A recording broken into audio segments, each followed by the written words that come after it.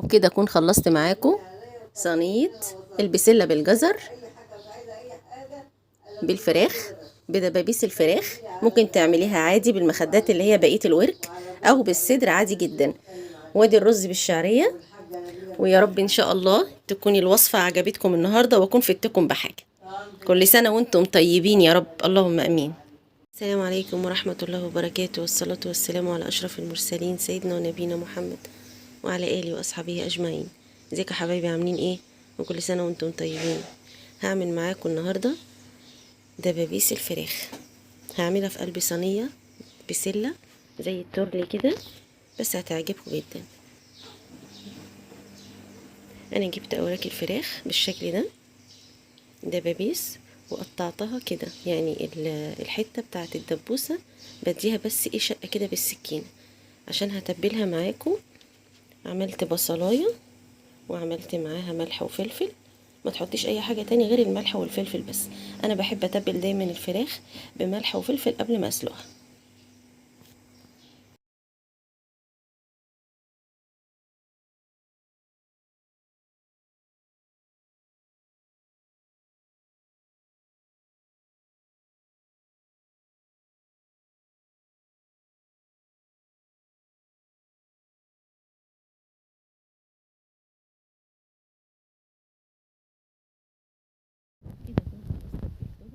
حله على النار علشان ابتدي اسلق. حطيت حله على النار عشان اسلق فيها الدبابيس. هنزل معاكم بقلب ملح وفلفل وكزبره وبهار وحبهان وورق لورا بالشكل ده.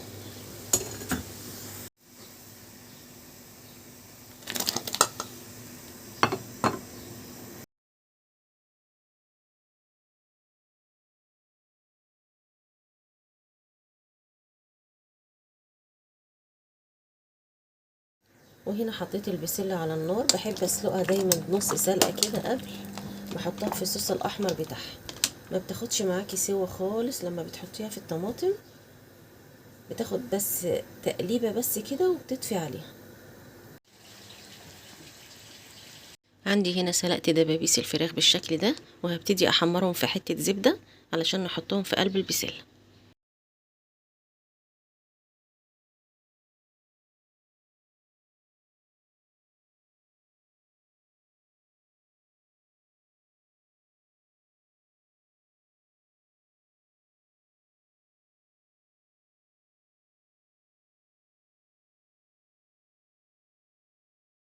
هنا طبعا عملت البصله وحطيت عليها الطماطم المعصوره في الخلاط ومتصفيه، وملح وفلفل، وحطيت قليبين ماجي اختياري. طبعا زي ما قلت لكم انا عملت البسله نص سليقه او 3/4 سليقه عشان لما تتحط في قلب الصلصه. وحطيت في الصلصه كمان معلقه من السكر عشان ما تحماش على القلب. وهبتدي انزل بالبسله بالشكل ده وهديها تقلبتين. هي مش هتاخد سوا خالص لان هي يعتبر نص مسلوقه او 3/4 مسلوقه. واغطي عليها لما تاخد غلوه لحد ما تستوي. عندي هنا خلاص خلصت معاكم دبابيس الفراخ. قليتها في حبه زبده كده وشويه ملح وشويه فلفل. هبتدي احطها بقى في الصينيه علشان نعمل صينيه التورلي او صينيه البسله. هتعجبكم جدا وممكن تنفعكم كمان في رمضان، تتحط على السفره شكلها بيبقى جميل جدا. بص انا هجيب كده صينيه بالشكل ده، واجيب عندي البسله كده واحطها في قلب صينيه، اي صينيه عندك تحطيها. وبعدين بتبتدي ترصي فيها الوراك بالشكل ده او الدبابيس او الصدور. مفيش اي مشكله خالص، المتاح ليكي اعمليه، مفيش حاجه تعطلك بالشكل ده.